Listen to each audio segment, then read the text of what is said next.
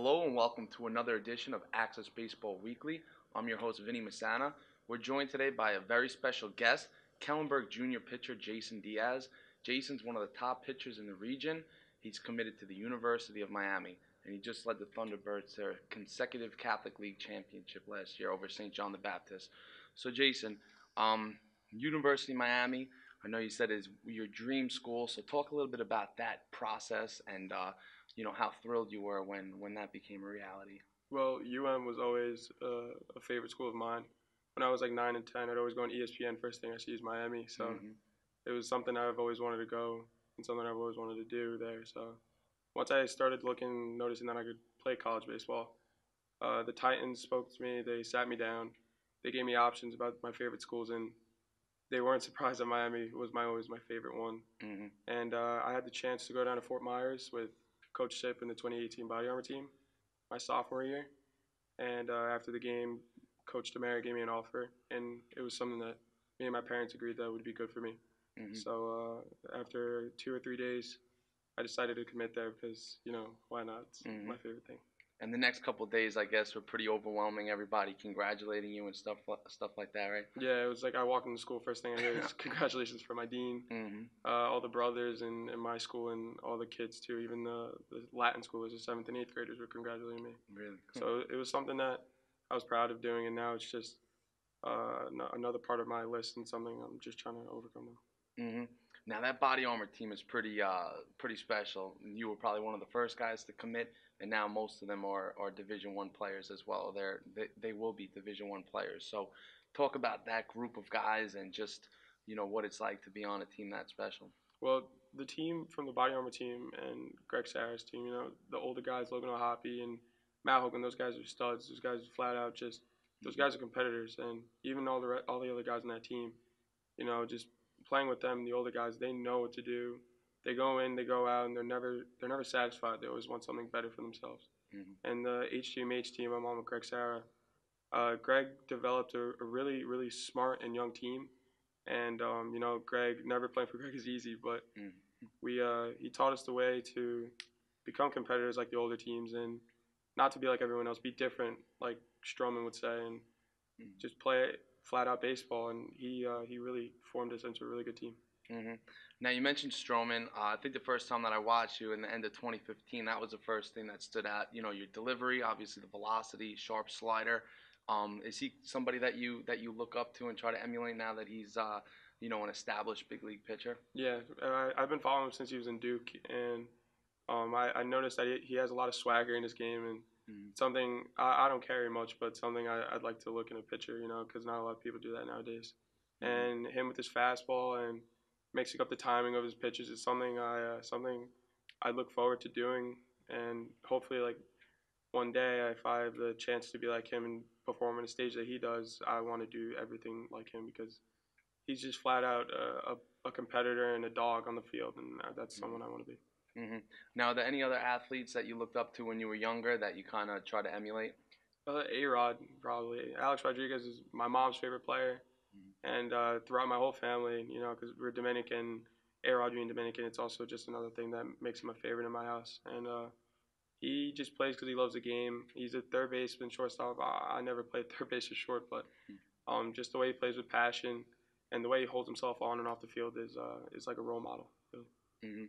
Now, you're obviously a great pitcher, but do you still enjoy batting? Before very few people are going to get to be a two-way player at the college level, especially in the ACC. So these next 2 years, is that something that you're going to try to make the most of? Yeah. Now every time I take VP or I'm just hitting around my friends, I'm swinging out of my shoes, trying to get like every swing is my last. So whenever I play in summer ball with Coach Greg and playing for my school ball team with Coach Fowler, they know that I'm going to be getting my last couple at bats. So whenever I have the chance, I just try to swing as hard as I can. Now let's talk about the school ball year. Going into the season last year, it was still undetermined whether you were going to be allowed to play varsity. The Catholic League is they're pretty strict with who they allow to play, but obviously you were that kind of player. So now when the season started, did you feel like you belonged right away?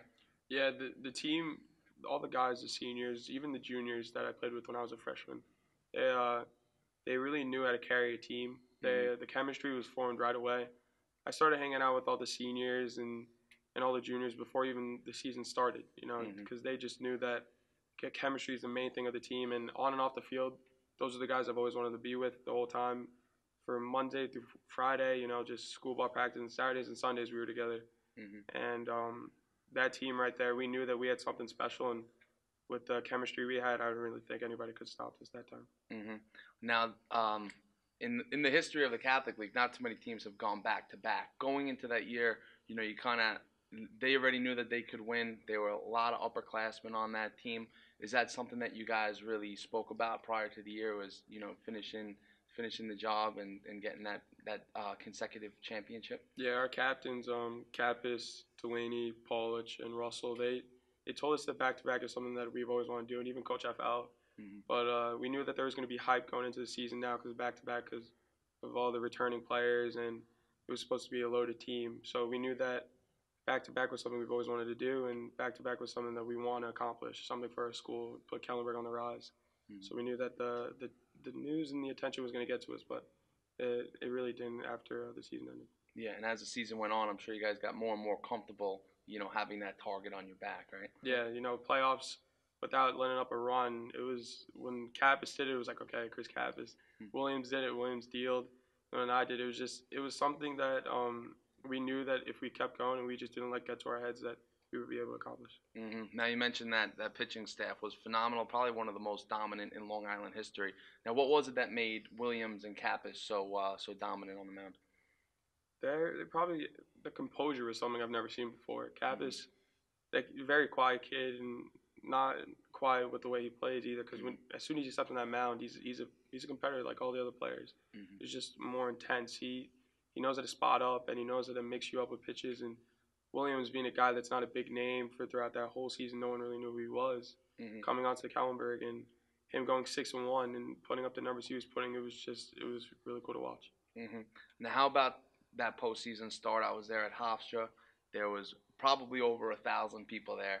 Now, I'm sure you hadn't pitched in front of that amount of people before. What was going through your mind prior to the game?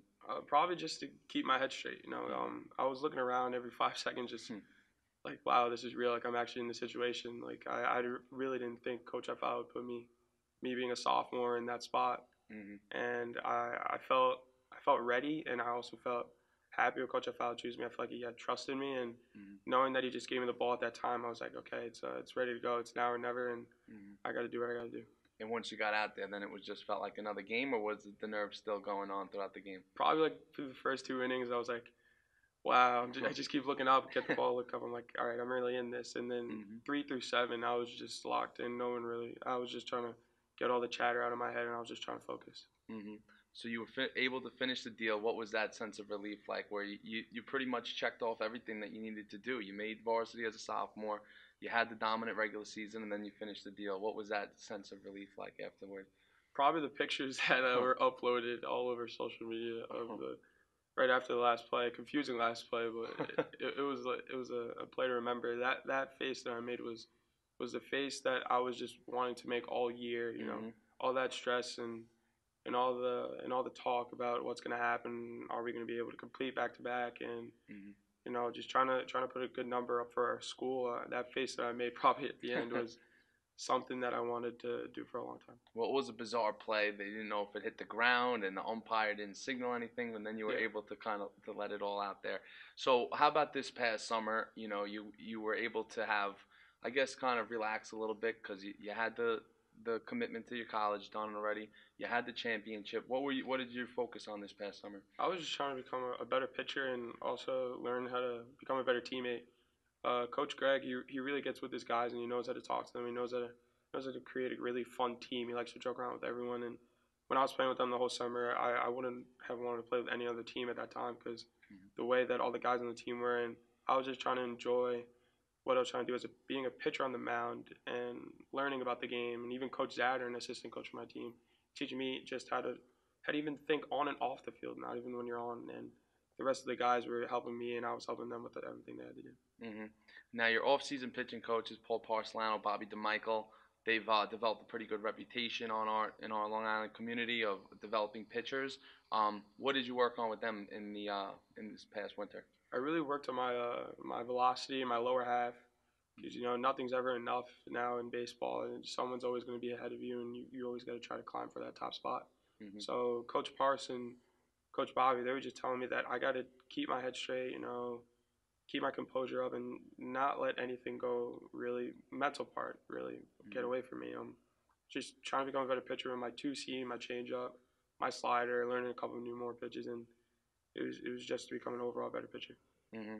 Now, with all those seniors that graduated last year, it's crazy to think that you might be, one of the veterans on the club this year. So, have you kind of taken on that role so far? I mean, it's even though the season hasn't started, it's almost March now, so you've developed a rapport with some of the younger guys. So, have you kind of taken on? You feel like more of a leadership role this year? Yeah, but I also have a lot of trust in like all the seniors in my team, especially with Justin Renner, very experienced player, James Diaz, Andrew Seidel, Terrence Murray, and the list just goes on. All those guys, they know how to play, and they learned a lot from the players that graduated. And the guys in my grade, I really wouldn't say our grade's a sleeper grade.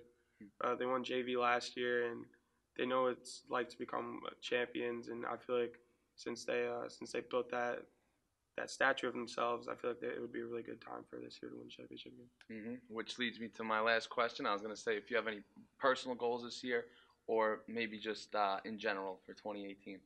Probably for Kellenberg, because the Catholic League, it's always a competitive league. Like Trinity could sneak up, St. Dom's, Chaminade, St. Anthony's, St. Mary's, and us. You never know who's gonna be crowned a champion in that league. That's what I like about the Catholic League.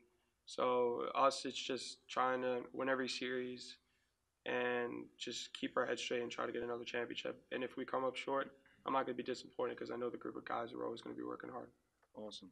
Well, thank you very much for tuning in to our audience. That's all the time that we have this week on Axcess Baseball Weekly. And thank you to our special guest, Jason Diaz of Kellenberg.